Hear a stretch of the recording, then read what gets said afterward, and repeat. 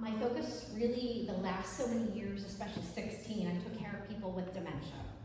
And so that kind of sparked my interest in Alzheimer's and dementia. So that's where my dissertation led, and I ultimately published my dissertation. And we have a publication coming out. Was working with another student, not Katelyn, but a student last year. We are publishing an article about caring for persons with Alzheimer's disease during COVID and the challenges that people have faced. So I really am very passionate about it, and so I'm really glad I had a student this semester, Katelyn, who is really interested about it. And she's going to start our presentation, and then I will check in when it comes to caregiving. So here's Katelyn, and she's going to tell you a little bit about herself. Hi. First off, I just want to say thank you to Professor Ph.D. for letting me present to you guys, and you guys allowing me to present here as well. What sparked my interest in this was I actually was at a clinical rotation for med-surg, and I came across a patient who has Alzheimer's, and I got to see all the different sides of her, and it was just very interesting and intriguing to see all of that and learn from her. And now I got to explore more of the diagnosis, and now we're here to get to talk about it. So I'm going to start off with dementia and talk about the difference between dementia and Alzheimer's. So here we have a term used medically to describe a syndrome or set of symptoms that is caused by many different diseases. So dementia is the base of all cognitive impairment, and under that it's the umbrella term for Alzheimer's. And what creates the difference between this is the symptoms that is presented, that doctors or anybody diagnosing Alzheimer's to this patient looks to see these symptoms. So to simplify it, dementia is general, and then under it, Alzheimer's is very specific to the symptoms. So then for statistics, we have, according to Alzheimer's, 55 million people worldwide living with dementia, including Alzheimer's disease. 7 million of those people have Alzheimer's. And then for the risk factors of this, there's age, family history, genetics, head injuries, and certain health conditions. So from the age of 65 and up, it's more common to get Alzheimer's disease. And then every 5 years, it's doubled. So that is one of the risk factors with that. And then for family history, if you have a brother or sister or a parent, you're more likely to have Alzheimer's disease. And the more people who have it, you're more likely to have chances of getting this. And then for genetics, it's about 1% within genetics that have Alzheimer's and that you may get Alzheimer's. And then head injuries. You want to be careful with your head because your Alzheimer's is in your head. It causes the cognitive impairment. So you want to be so careful with your head. If you're riding your bike, you want to make sure you have a helmet, all of that. And then certain health conditions. If you have high blood pressure or sugar or high blood sugar, you want to make sure to keep those under control because those can damage your blood vessels, which are leading to the brain. So you want to make sure you're eating healthy, getting exercise, good sleep habits, quitting smoking, and maintaining a healthy weight. And you want to get involved in habits to make your health better. So signs and symptoms. This is very important to know if you're looking for somebody who you may think has Alzheimer's or caring for somebody. So you want to look, so I have a picture here of the early signs and symptoms. So we have confusion with time or place, memory loss, changes in mood, hard to complete familiar tasks, and poor judgment. And then as we go along, we see hallucinations and delusions. And I wrote a note with this, and with hallucinations occur less than delusions.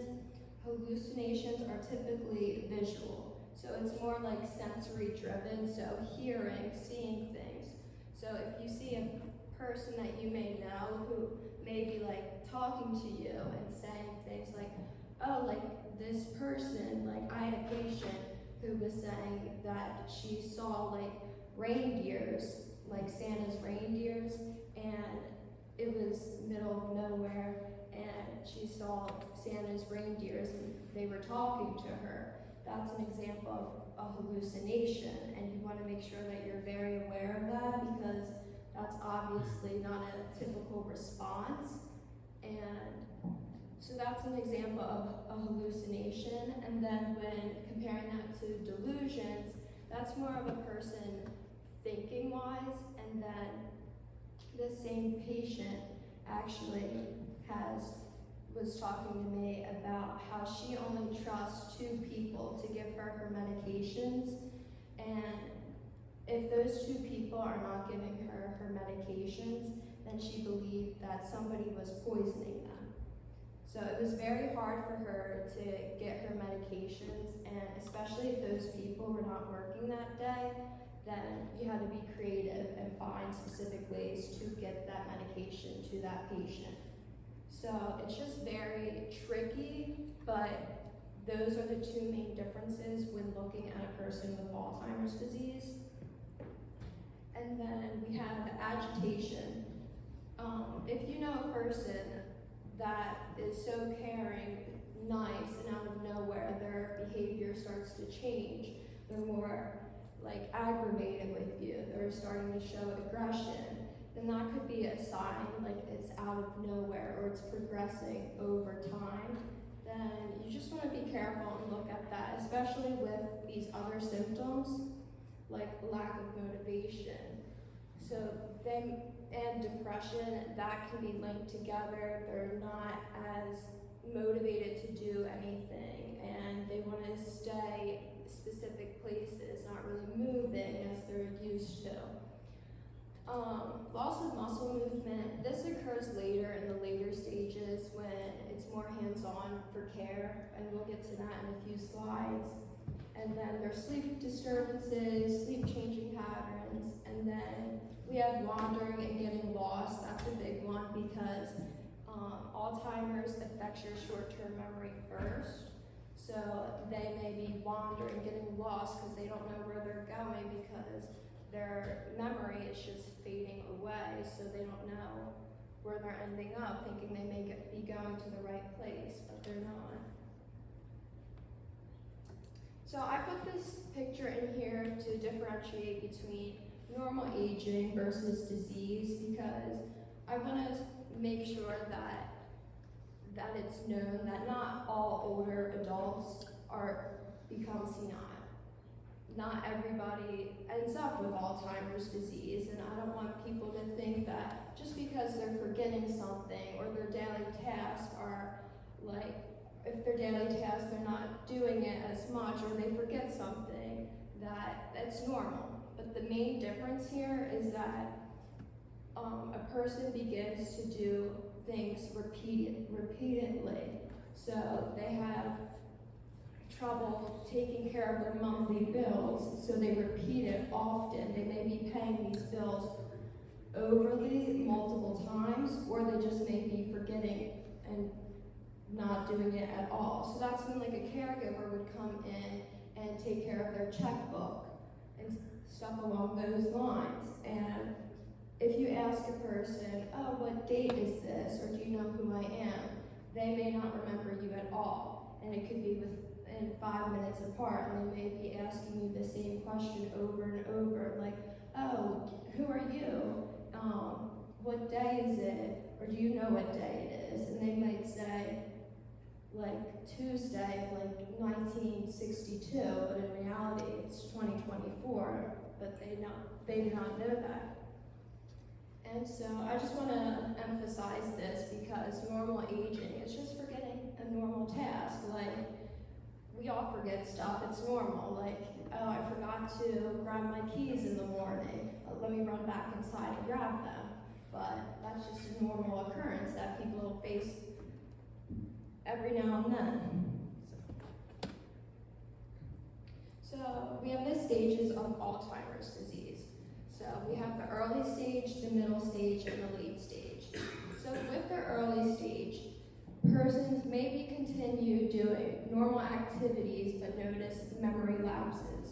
Friends and family may take notice, and a doctor would be able to determine a diagnosis by doing testing. So this is kind of like what I just stated, like some memory loss, things reoccurring over one another, repetition, along those lines. And then we get to the middle stage. Symptoms may become more pronounced. The increase in damage to the nerve cells can increase memory problems, and persons may become angry and frustrated more easily. Persons may begin to require more assistance with care. So the early stage is more affecting your short-term memory, and then as we get to the middle stage, it's kind of the in-between factor into your short-term memory to your long-term memory.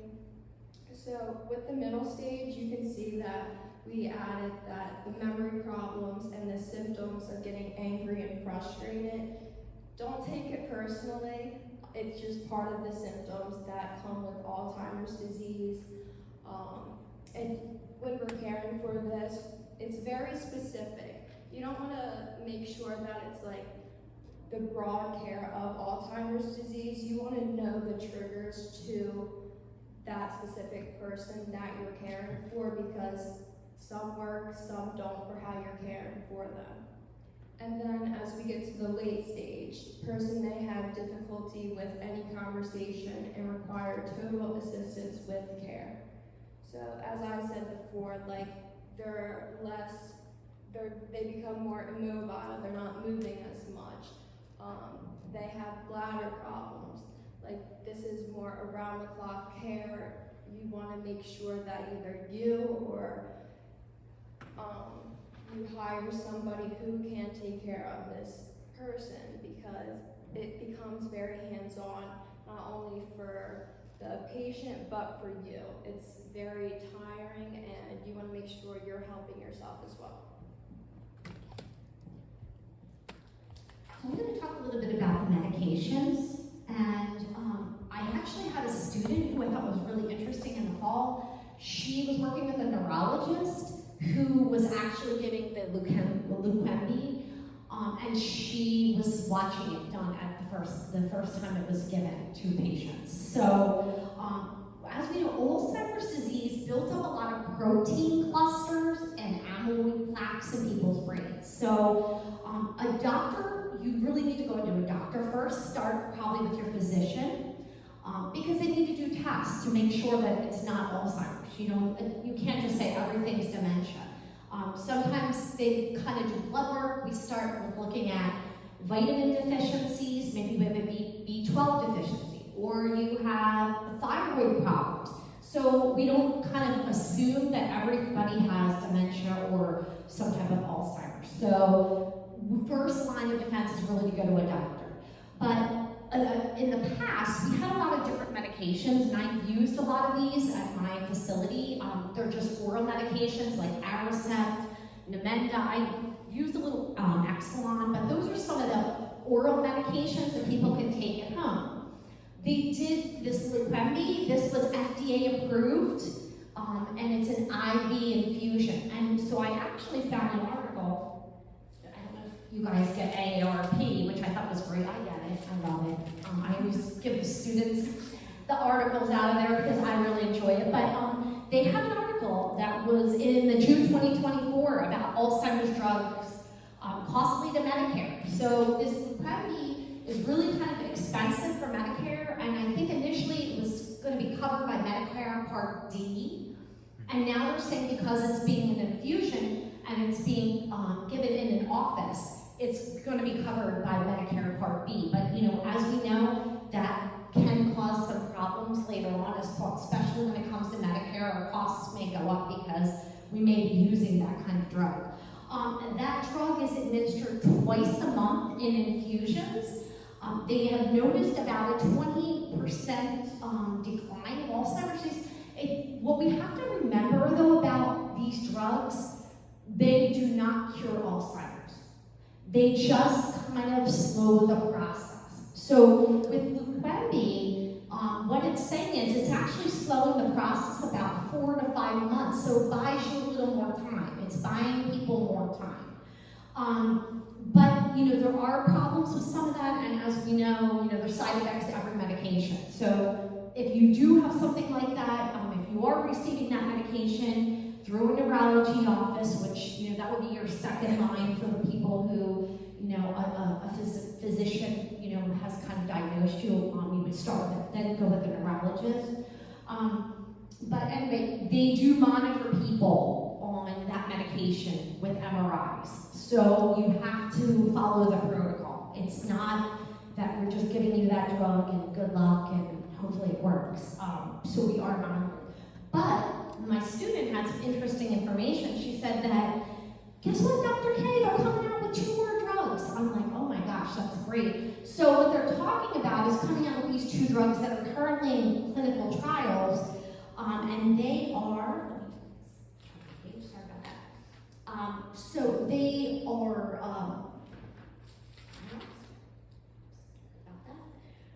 but anyway, so they have these 2 drugs coming out, but they're finding that they are 14% more effective than even this Leqembi. So they are coming out with these drugs, but unfortunately, we have to go through clinical trials. They haven't really been approved at this point, like Leqembi. So my passion is really in caregiving. And, I feel like, these are a lot of stats, but, about 11 million people are providing informal care, which means they're not getting paid for it, right? Really, when you look down at that and those hours, it really equates to about 18.4 billion hours of care. The average amount of caregiving that people are providing a week is about 31 hours per week. And I know with my caregivers, most of them lived with their persons that had Alzheimer's. We are saving, for anyone who's caregiving, we're saving our health system about $346 billion, and this was in 2023, because of informal caregivers. And some of us, like me, I'm like a sandwich generation, so I'm caring for a parent and then children as well. But what the stats are saying is usually about 2/3 of those caregivers are women. 66% live with a person that has Alzheimer's or dementia. 41% of caregivers only make $50,000 or less. 10% are spouses, and 30% of caregivers are 65 and older. So what does that mean? It means that a lot of us at home are caring for people, which they're not in institutions. So, it's the brunt of the work is on caregivers, so we have to really kind of take care of caregivers. So some of the positives, and I'm just trying to, tell you a little bit about my research. I found the positives and negatives. First I thought caregiving was really a burden. My bias when I was starting my research was like, everybody's burdened by caregiving. Until a nurse that I worked with said, I never felt like taking care of my mother was a burden. And I thought, but she had a lot of social support. She had 5 or 6 other brothers and sisters who would take turns caregiving and help. But what I found was, when you talk about the positives of caregiving, it really provided people with a deeper meaning in life. It really, meant something to them. It gave purpose to their lives. It really gave connection to that loved one, so they were connected to their loved one, especially maybe they didn't have good connections when they were younger, but they really cherished those last few years that they knew that they were probably going to have until the end. And it also was, one of the research was talking about how their people's religious and spiritual connections really made it more positive. And that's why it's really important for people to kind of reach out. If you have any members that have Alzheimer's, I felt like some of my people that I interviewed, my participants said, it was great when the church members came, but sometimes it was really hard for them to see that person decline. So, oh wait, no, keep it. So then some of the negatives for, caregiving, definitely the psychological. It really impacted caregivers mentally. They experienced depression and anxiety because, it's a hard job. And, when Katelyn was talking about some of the signs, a lot of times, I don't know if you've ever heard of it, people with Alzheimer's and different dementias, they have sundown syndrome. So what happens is around 2, 3 o'clock in the afternoon, they go on kind of a tear and they get, they're wandering and they're pacing and they're going through things, sometimes all night long. I know, I worked at a nursing home and I saw that I worked with nuns, but I remember being an aide and saying, oh my gosh, like I just dressed her into her pajamas. And then the next thing you know, she was coming out with her habit. And then going back in, and I was changing. So thinking about that, it's a 24-hour job, especially if you're living with a person. Physiologically or physically, it really took its toll on people's bodies that were caregiving. So they had insomnia because you're worried about that person climbing out of bed. You're worried, you have to lift people, and so that you have aches and pains. It's also chronic illnesses led to, caregivers couldn't really address their own health, right? Because they're so consumed. I have some quotes, I love to use them because it kind of emulates what people experience from my study. And one of my persons said, a caregiver is much more than physical. The physical is Herculean because you never know the day that they forget to do something that is so innate. The emotional caregiving for somebody is huge because I learned the hard way. Like I said, I had to meet her where she's at. So I stopped trying to give her facts because it's past facts. The other big thing was financial burden. The cost of caregiving for a person with Alzheimer's is very expensive. And like we saw on that slide, some people are making $50,000 or you're on a fixed income. That's really expensive. I had one caregiver who she lived in Chester County, out where I live, and she had a father who was in a remote area of New York on a farm, and she reported that she had to pay caregivers $4,000 a week until her father was accepted for Medicare. So it's a real big financial problem as well. But unfortunately, you can look into Medicaid and different options to help with caregiving. A lot of people reported social isolation. They had limited engagement in outside activities due to the demands of caregiving. And one of my caregivers described not being able to see her children in Western United States because respite care was not available when she needed it. Finally, the summer after our interview, she was granted respite for 2 weeks. Where someone would come into her home and care for her mother so that she could get to see her kids. The other big thing is pre-death grief or ambiguous loss. So what happens is we start to grieve that person who was there, right? They were there, even though they're still alive, we see them declining, right? And so what happens is, they go from that person to that they were, moving around, doing all these different things to you see them decline to the end of their life.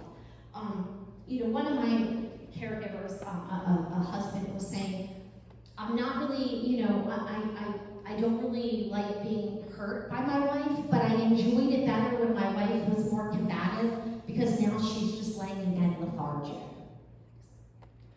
So one of my research, we talk about caregiving and we just say caregiving. And nobody really says, what do people do in caregiving, right? And so I thought it was really interesting. I found this article and they talked about invisible care. And so invisible care really talked about those things like managing appointments, coordinating care.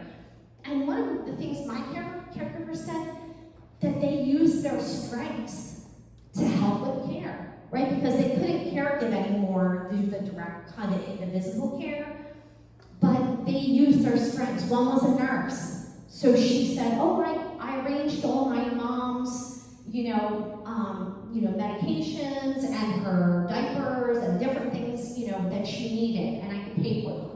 Another one, she was a very organized person, and she managed to, pay the home health aides, and she took care of all that background work because she said, I felt compelled to support my dad. He's trying to do those things for her, so I really have to try to take care of him. And she said, I'm fine with that. That's where my strength is. So, and a lot of times we think that people aren't doing anything, so we get annoyed, right? And we say, oh, what are they doing? But really, sometimes being providing invisible care is stressful for people, right? As well, because you're doing that background work. So, what we kind of need to do is we not diminish what people do in those kinds of things because they are important as well. Visible care, of course, as we know, is, that performing, washing people, bathing them, giving them medications, different things like that. The demands, and that is very stressful, and that's especially for people who, lived with that person. They didn't get a break, and some of them worked full time and then had to go back and caregive for their family member. One of my caregivers said, I try to get her up at 10:30, but it doesn't always work that way because once you get her up, she's really difficult. You bring her out and feed her, you have something for her to do, but a lot of times just you have to be in her company, and which is hard when we have to juggle a lot of other things. Oh, go back. So I don't have internet in here, but I want to talk to you just before I get to this video, and I'll have to, I'm going to share our slides with the bishop and everything, and then you guys can look at them. But when I did ask my final question in my dissertation, and when I was interviewing people, and I said, what does it mean? What did it mean for you to be a caregiver? Or what does it mean for you to be a caregiver of Alzheimer's, person with Alzheimer's? And, a lot of them almost started crying because they take that very personally, and they are very, very involved in that person's, care. One of the things, they juggle those demands. They juggle working. They juggle life, different things. Another one was they kind of, had to transition from not being able to be doing hands-on work. So it's always like a fluid kind of role. You kind of, like one caregiver said to me, well, when it's bad weather, I have to go down and help my dad because if the nurses can't come here, I need to pick up that care. My last thing that they, would say was, one of my themes was vowing to love, honor, and care for that person with AD. And one of the persons with Alzheimer's disease, one of my caregivers, like I said, they got very emotional. But a lot of people, you have to remember, especially kids, we have that sense of reciprocity. We do it because we loved our parent, right? And we want to give back what they gave to us. But one of the quotes I have to, kind of end with is, I had one gentleman who, and I actually used this in my article, his interview was really gut-wrenching for me when he was talking about his life. And he just said at the end, my wife is going into darkness. I just want to be there to hold her hand. So I want you to know that when people are caregiving, it's really a deep thing. They want to do it because they feel like they can only do it themselves. So, that's why some of the brochures talk about some of the things we can do as a community is, respite care, or, and respite care, sometimes they have places you can put them in, or people that can come to your home. But it's really important for them to feel connected, even as a social, the church and whatnot.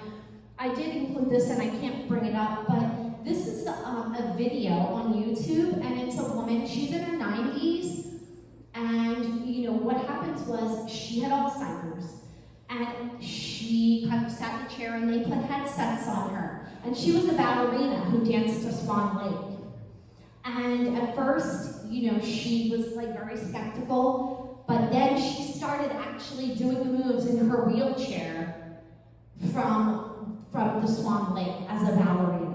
So, it's really important we can connect to people even when they do have Alzheimer's, to hold their hand. I remember, some of our older adults in my nursing home facility when I would just sit there and hold their hand and be like, it's okay, and talk to them. Or sometimes music connects. When we would bring people in and they would play, we'd have different people playing piano or guitars. It's a great way to connect. So you can always stay connected to that person. Don't feel that, I know they may not recognize you as, the person, as the daughter or whatever, but there's still ways, and that's what some of my caregivers, they would sit there and they would just listen to music. And sometimes that brought back memories. I had one gentleman say, I remember my mom and I would sit out on the porch at night and we would have a glass of wine and listen to music.